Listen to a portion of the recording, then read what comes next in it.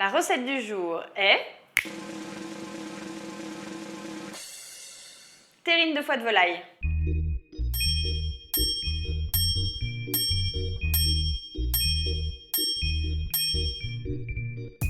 On commence par faire chauffer le vin blanc puisque c'est dans le vin blanc qu'on fera pocher les foies de volaille.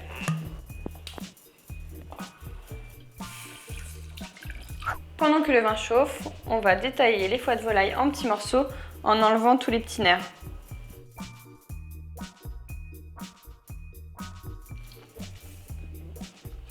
Ah, t'es là toi? Plutôt que de me regarder, tu voudrais pas m'aider à découper les foies de volaille? Super, sympa. Allez, on va faire pocher les foies de volaille pendant 4 minutes dans le vin. Regarde, ils changent instantanément de couleur. On va les laisser barboter et nous on se retrouve dans 4 minutes. Les foies de volaille sont cuits, on les égoutte bien et ensuite on les met dans le bol du robot. On ajoute le beurre et on va mixer. On ajoute les épices, le cognac, le sel et le poivre. On mixe à nouveau.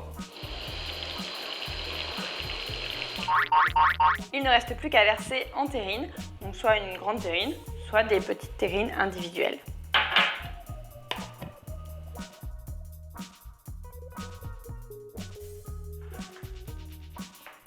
Non, attends, reviens là, ne pars pas. Tu vois là, c'est pas très uniforme pour que ça soit vraiment joliment, bien joli, bien plat. Ce qu'on va faire, c'est qu'on va taper la petite terrine contre le plan de travail. Donc moi, je mets un torchon pour éviter que ça me casse les oreilles. Quand la terrine est refroidie, on la place au réfrigérateur jusqu'au lendemain.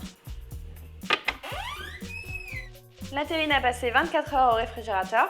Elle est prête à servir, mais là, très honnêtement, elle n'est pas super jolie. Donc ce qu'on va faire, c'est qu'on va couler un peu de gelée dessus, comme ça va lui apporter une petite couche brillante. Ça sera super joli.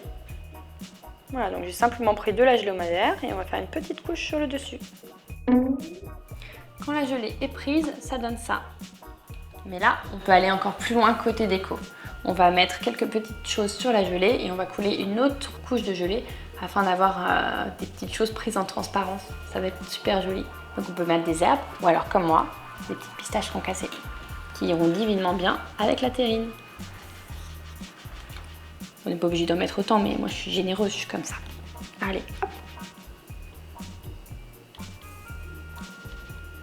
Et comme tu meurs d'envie de voir ce que ça donne quand il y a une petite fleur qui est prise dedans, j'en ai préparé une spécialement pour toi.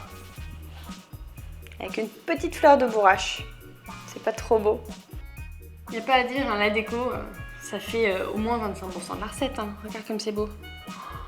Ça donne trop faim. T'es pas d'accord?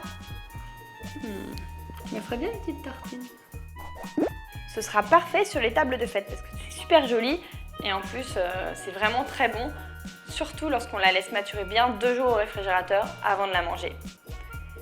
Bon bah puisqu'il faut attendre 2 jours avant de la manger, moi je t'invite à aller voir une autre recette, c'est par ici. Est-ce que tu sais ce qui se passe demain à 11h? Bah à 11h demain on se retrouve pour une nouvelle recette. Et si tu ne veux pas en perdre une miette, abonne-toi à la chaîne Marmiton. Oh dis donc, on dirait qu'on va décoller.